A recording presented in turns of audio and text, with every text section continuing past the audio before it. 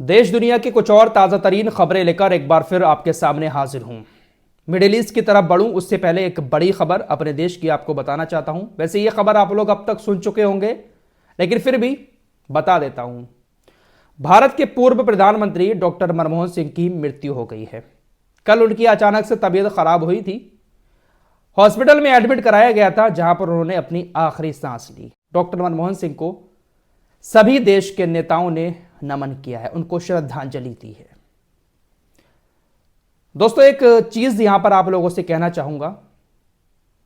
दुनिया में इंसान के पास चाहे कितनी भी दौलत हो, कितनी भी शोहरत हो, लेकिन मौत किसी को नहीं छोड़ती है। इसी साल कुछ ऐसे एग्जाम्पल हमारे सामने हैं। रतन टाटा जी चले गए। पूरी दुनिया में शोहरत थी, पैसे की कमी नहीं थी, लेकिन मौत के सामने किसी के नहीं चलती है। इंसान चला जाता है, लेकिन याद वो रहता है जो अच्छे काम करके जाता है। डॉक्टर मनमोहन सिंह, इनको भारत के ज्यादातर लोग पसंद करते थे, ज्यादातर लोग भारत के इनको प्यार करते थे। रतन टाटा जी की बात करिए, रतन टाटा जी को भी भारत का शायद ही कोई ऐसा व्यक्ति हो जो पसंद ना करता हो, और लोग आज भी इनको याद कर रहे हैं। तो जो नेता आज के वक्त में एक दूसरे को लड़वा रहे हैं, उल्टे सीधे काम करवा रहे हैं, उनको कौन याद रखेगा? कोई भी अगर उनको याद करेगा उनके जाने के बाद, क्योंकि जाना तो सभी को है एक दिन, तो उनके गलत कामों की वजह से उनको याद किया जाएगा।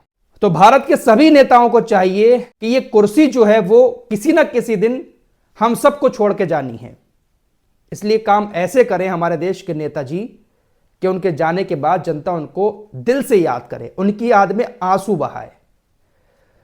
लेकिन भाई साहब, इस कुर्सी के लिए तो ऐसे ऐसे काम किए जा रहे हैं आजकल, अल्लाह तौबा। फिलहाल ये दुखद खबर आज भारत से आई। आइए अब मिडिल ईस्ट की तरफ चलते हैं।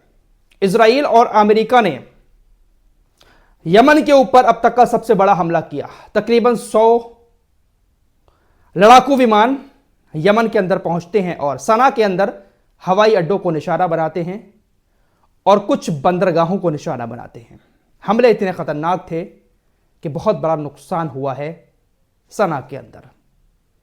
जो बंदरगाहें हैं, 3 बंदरगाहें पूरी तरीके से काम करना छोड़ चुकी हैं और सना के अंदर कुछ हवाई अड्डों ने भी काम करना बंद कर दिया है।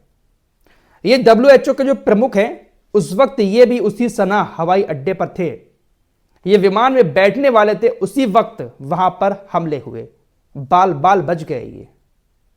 ये अपनी टीम के साथ उस इलाके में गए थे स्वास्थ्य सेवाओं का कुछ निरीक्षण करने। बाल बाल बचे हैं उन हमलों में। खतरनाक हमले किए सना के ऊपर।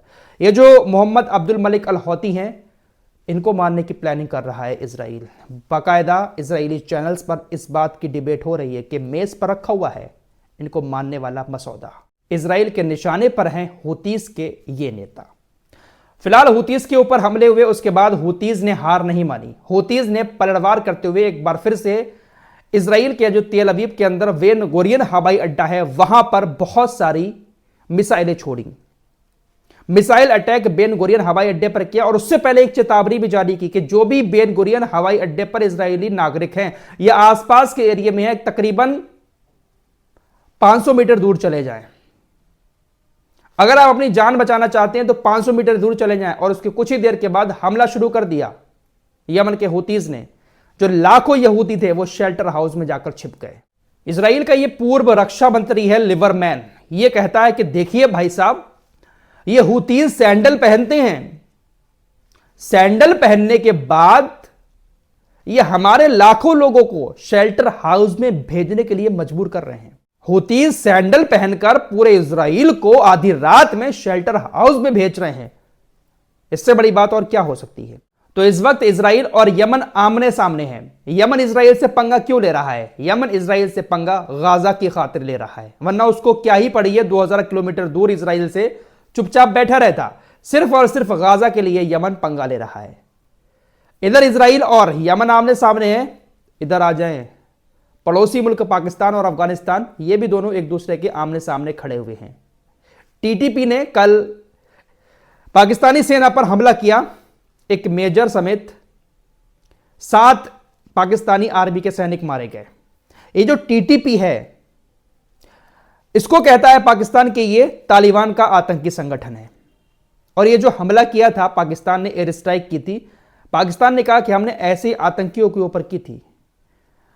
लेकिन तालिबान के नेताओं का कहना है कि पाकिस्तान के अंदर इंसानियत नहीं है। पाकिस्तान ने ये जो हमला किया, इसमें ज्यादातर महिलाएं और बच्चे मारे गए हैं। ये इंसानियत वाला पाकिस्तान का काम नहीं है। हम पाकिस्तान को जवाब जरूर देंगे। दोनों आमने सामने हैं। गोलीबारी भी बॉर्डर पर हो रही है रुक रुक कर। फिलहाल हालात इधर अच्छे नहीं हैं। सबको अपनी अपनी पड़ी है, सबको अपनी जगह कब्जानी है, सबको अपनी गद्दी कब्जानी है। लेकिन जो मेन जगह है फिलिस्तीन, उसके बारे में शायद कोई नहीं सोच रहा है। इस्लामिक देश बस नाम के हैं, अपने मतलब में लगे हुए हैं। लेकिन जो बात मैंने शुरू में कही, कुछ भी हो जाए, कितनी भी धन दौलत आ जाए, कितनी भी बड़ी कुर्सी पर बैठ जाए, लेकिन ये सांस एक दिन निकलना ही है। सीरिया की तरफ चलते हैं। सीरिया के अंदर सरकार आ चुकी है। मोहम्मद अल जुलानी की सरकार ने बाकायदा ये बात कह दी है कि वो इजराइल के साथ नॉर्मलाइजेशन करने के लिए पूरी तरीके से तैयार हैं। अब तो कोई शक व शुबा बचता ही नहीं है। नॉर्मलाइजेशन इजराइल के साथ करेंगे और इजराइल के साथ सारे कारोबार होंगे। अब देखिए, यहां पर कुछ लोगों को शायद बुरा लग सकता है कि मैं मोहम्मद अल जुलानी की बुराई कर रहा हूं, और जिन लोगों को बुरा लगेगा वो कहीं ना कहीं इजराइल की सपोर्ट करते हुए नजर आ रहे हैं। अगर मेरी बात का आपको बुरा लग रहा है कि मैं मोहम्मद अल जुलानी को बुरा कह रहा हूं, तो ऐसे लोग फिर इजराइल को सही मान रहे हैं। क्या मोहम्मद अल जुलानी को इजराइल से मिलना चाहिए? जो इजराइल से मिला वो इजराइल का ही तो हो गया। तो इनडायरेक्टली आप इजराइल की सपोर्ट कर रहे हैं। मोहम्मद अल जुलानी की सपोर्ट करना इजराइल की सपोर्ट करना हो गया, क्योंकि ये दोनों एक दूसरे से मिले हुए हैं और मिलकर ही ये लोग काम करेंगे। मोहम्मद अल जुलानी के प्रतिनिधि मंडल में ये जो आपको शख्स नजर आ रहा है, इसका नाम है अनस हसन खत्ताब। ये पूर्व आईएसआईएस का अमीर रह चुका है, यानी मुखिया रह चुका है आईएसआईएस का। और आईएसआईएस किसका संगठन है ये कहने की जरूरत नहीं है। इस शख्स को मोहम्मद अल जुलानी ने अपनी इंटेलिजेंस एजेंसी का प्रमुख बनाया है। आईएसआईएस किसके इशारों पर काम करता है, और उसके लोग मोहम्मद अल जुलानी की सरकार में इतने मुख्य पदों पर बैठाए जा रहे हैं। बस मुसलमानों के बीच शिया और सुन्नियों का एक बम फोड़ दिया और मुसलमान लग गए एक दूसरे को नीचा दिखाने में। आप माने या ना माने, एक दिन आपको इस बात पर यकीन करना पड़ेगा कि मोहम्मद अल जुलानी जो है ना, ये इन्हीं का एजेंट है। बशर अल असद वो भी अच्छा आदमी नहीं था, बहुत गंदा आदमी था, उसने भी बहुत ज्यादा जुल्म किए, उसकी तारीफ नहीं कर रहा हूं। लेकिन शिया और सुन्नियों का जो बम फोड़ा गया है ना मुसलमानों के बीच, मुसलमानों को उसको समझने की जरूरत है। हमास की तरफ से एक बयान दिया गया है कि उत्तरी जवालिया के अंदर एक जगह पर 5 इजरायली सैनिक मौजूद थे। हमारे लड़ाके ने एक विस्फोटक बेल्ट अपने बांधी और वो वहां पर पहुंच गया और उसने अपने आप को उड़ा दिया, जिसमें 5 इजरायली सैनिकों को हताहत होने की खबर सामने आई है। तो ये हमास के लोग अपनी जान देकर इजरायली सैनिकों को मार रहे हैं। फिलहाल कुल मिलाकर बात यह है कि धर्म का मामला सिर्फ राजनीति तक ही सीमित रह गया है। धर्म के लिए जब कुछ करने की बात आती है तो सब पीछे हट जाते हैं, सिर्फ डायलॉगबाजी होती है, जिस तरीके से इस वक्त मिडिल ईस्ट के बादशाह कर रहे हैं। फिलिस्तीन जैसी जगह, मस्जिद अक्सा जैसी जगह को ये लोग एक तरफा छोड़े हुए हैं। ये एक इम्तिहान है। लोग कहते हैं कि अल्लाह कुछ क्यों नहीं कर रहा है। अरे इम्तिहान भी तो कोई चीज़ होती है। ये इन सभी का इम्तिहान चल रहा है। अल्लाह चाहे तो पल भर में कुछ भी कर दे, लेकिन ये इन लोगों का इम्तिहान है कि ये लोग क्या करेंगे मस्जिद अक्सा को बचाने के लिए। इस रिपोर्ट में इतना ही। कुछ और खबरों के साथ फिर हाजिर होऊंगा। तब तक के लिए अपना ख्याल रखिएगा। अल्लाह हाफिज़।